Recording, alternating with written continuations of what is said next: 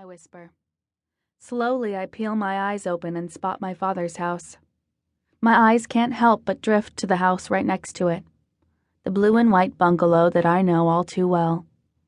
Heartache, the one I was running from for so long, hits my chest so hard I feel lightheaded. Closing my eyes to catch my balance, images of the boy I used to love race behind my eyelids. Him hovering over me and laughing a perfect smile, his chest beaded with sweat as his eyes gleamed with love. I can still see his blonde hair falling into his eyes as his boyish charm sank its claws into my soul. My heart does a double beat and my eyes water remembering it all. I still love him. I always will. Letting go of Chloe, I try to catch my breath and look at anything but that damn house. Tell me you're staying, that you aren't going back. Silently, I nod and readjust my ponytail. I left college and am not planning on going back. Not that I can. That ass-whooping I gave Jackie probably got me expelled. I didn't tell my father I quit either. It'll crush him. If he heard I got into a fight, he'd probably crush me. I'm staying, I reaffirm. She twirls a long lock of her hair and rests her bum against the hood of my car. So, you didn't tell me much on the phone. Why the sudden move? Did something happen? I cross my arms and try to remember when everything went wrong. I just can't be that person anymore. The one that woke up and ran to classes I couldn't care less about.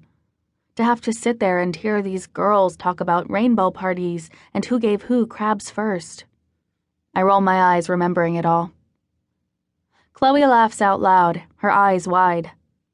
Rainbow parties? Do you know what that is?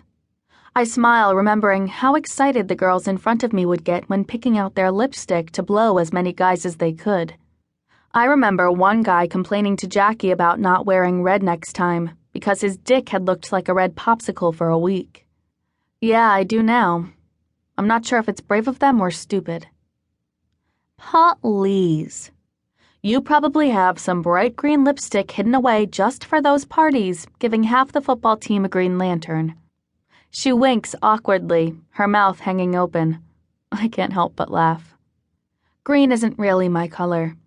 I think I'm more of a red. I purse my lips and she shakes her head.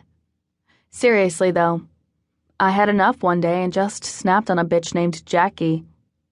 When my fist connected with her face, I just realized I'd been living on autopilot. I pull at a random string on my shorts, remembering how I would walk the streets of California feeling like a ghost. I was miserable and refused to do it a minute longer. I sigh. Actually telling someone about everything that has been weighing on my mind the entire drive here feels like an elephant just raised its foot off my shoulders. Yeah, well, if you ask me, you should have never left here. It's not what you wanted. I knew that. You knew. And so did your dad. He should have never pushed it on you. She purses her lips, kicking rocks in the driveway in thought. My chest feels heavy remembering my father pressuring me into college. How it was right for me and what my mother wanted. I shrug. Peeking through my bangs, I look at my father's house. I feel like shit for not seeing him first, but I can't. Not yet. When he finds out I'm not going back, the first thing he's going to do is get pissed, then try and pressure me back to school. I know it. How has Dad been? She folds her arms and looks down the street.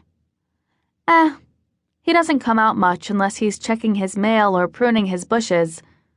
Now, your sister, Journey, that's a whole other story. She shakes her head in disappointment. I furrow my brows, confused. What do you mean? I just talked to her 4 days ago and everything seemed fine. Well, she lies. That girl's name is always on someone's tongue. She is a mess, Tate. I tried to tell you that. Roughly 6 months ago, Chloe called me telling me my little sister was arrested for underage drinking.